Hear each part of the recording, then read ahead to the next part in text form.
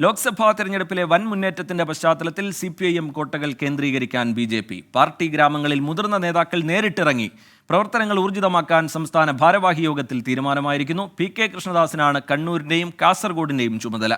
BDJS മത്സരിച്ച 4 സീറ്റുകളിൽ vote ശതമാനം വർദ്ധിപ്പിക്കാനായില്ല എന്നും വിമർശനം ഉയർന്നു.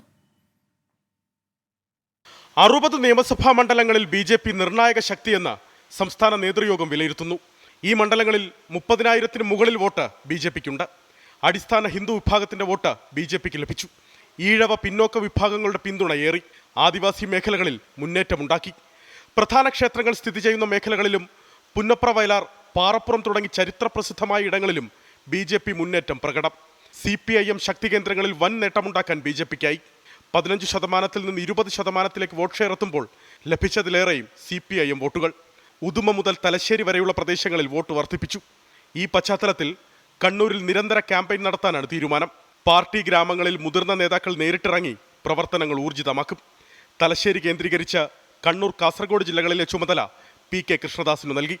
മറ്റു മണ്ഡലങ്ങളിൽ ക്രിസ്ത്യൻ വോട്ടുകൾ നേടാനായപ്പോൾ തിരുവനന്തപുരത്ത് ക്രിസ്ത്യൻ വിഭാഗത്തിന്റെ പിന്തുണ നേടാനായില്ലെന്ന വിമർശനം ജില്ലാ പ്രസിഡന്റ് VV രാജേഷിനെതിരെ ഉയർന്നു.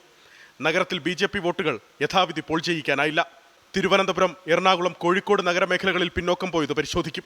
BDJS മത്സരിച്ച 4 സീറ്റുകളിൽ കൂടി വോട്ട് ശതമാനം വർദ്ധിപ്പിച്ചിരുന്നെങ്കിൽ വോട്ട് ഷെയർ 22%-ന് മുകളിലായേനെയെന്നും നേതൃയോഗം വിലയിരുത്തി. ഉപതെരഞ്ഞെടുപ്പുകളിലെ സ്ഥാനാർത്ഥികളുടെ കാര്യത്തിൽ BJP പ്രാഥമിക ആലോചന ആരംഭിച്ചു. വയനാട്ടിൽ ശോഭാ സുരേന്ദ്രൻ, AP അബ്ദുള്ളക്കുട്ടി, സന്ദീപ് വാര്യർ എന്നീ പേരുകളാണ് പരിഗണനയിൽ.